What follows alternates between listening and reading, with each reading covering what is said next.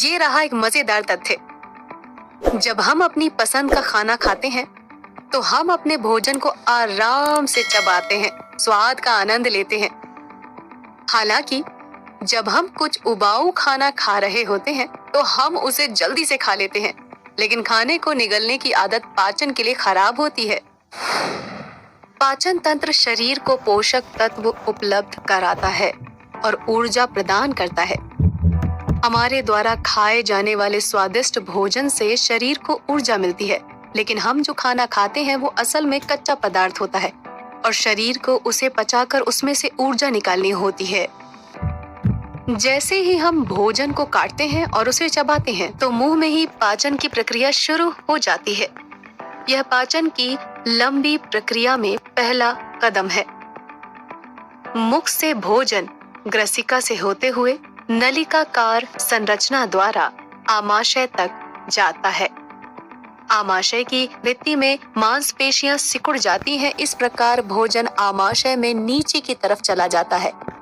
आमाशय अपने सभी पाचक या जठर रसों के साथ भोजन को सरल अणुओं में तोड़ देता है। भोजन में प्रोटीन, कार्बोहाइड्रेट, वसा और विटामिन होते हैं। यह भोजन गृहिणी में चला जाता है। वाहिनी के माध्यम से यकृत पित्त का स्राव करता है जो गृहिणी में बहता है और वसा को छोटे कणों में तोड़ने में मदद करता है। अग्नाशयी रस का स्राव करता है जो प्रोटीन के पाचन में मदद करता है। यह भोजन छोटी आंत के मध्य भाग में जाता है। छोटी आंत के अंदर हम कई तरह के अंकुर दिखाई देते हैं। अब भोजन अपने सरलतम रूप में है और अंकुर द्वारा अवशोषित किया जा सकता है, जिसमें दुग्ध वाहिनी और रक्त वाहिकाएं होती हैं। वसा दुग्ध वाहिनी में अवशोषित हो जाती है और प्रोटीन, विटामिन और कार्बोहाइड्रेट रक्त वाहिकाओं में अवशोषित हो जाते हैं। उपयोगी भोजन छोटी आंत से रक्त वाहिकाओं में चला जाता है और फिर पूरे शरीर में संचारित होता है, कोशिकाओं तक पहुंचने से पहले, जहां इसे ऊर्जा के स्रोत के रूप में उपयोग किया जाता है। अपचित पदार्थ रुक्षांश और जल बड़ी आंत में जाता है, जिसमें 3 मुख्य खंड होते हैं जिन्हें बृहदांत्र कहते हैं। बृहदांत्र के अंदर कई उपयोगी जीवाणु होते हैं। ये उपयोगी जीवाणु अपचित भोज्य कणों को निगल जाते हैं और विटामिन उत्पन्न करते हैं जो शरीर के लिए उपयोगी होते हैं। अतिरिक्त जल बड़ी आंत की भित्ति द्वारा अवशोषित हो जाता है। अपचित भोजन मलाशय में पहुंच जाता है और गुदा के माध्यम से बाहर निकल जाता है। इस प्रकार मुंह, ग्रसिका, आमाशय, छोटी आंत और बड़ी आंत से युक्त पाचन तंत्र शरीर को महत्वपूर्ण जीवन निर्वाह पोषक तत्व प्रदान करने में मदद करता है। सारांश में, मानव पाचन तंत्र में एक आहार नाल और उससे जुड़ी ग्रंथियां होती हैं।